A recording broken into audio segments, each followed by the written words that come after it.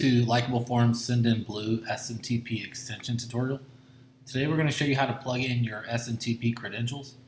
To get started, you want to go ahead and add in your Likeable Forms license key and also your Sendinblue SMTP key value.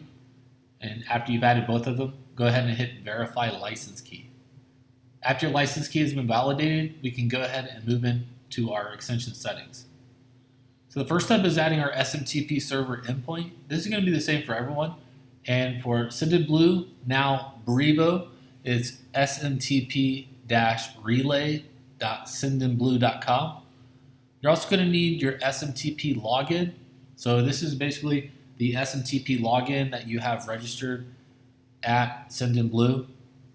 So for ours, it's going to look something like this: mel@demosite.com.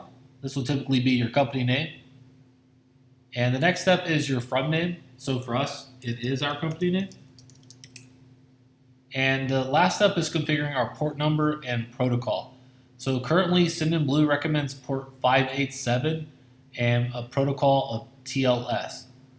Now the final step is actually saving our SMTP settings. We've added a save button here in the module.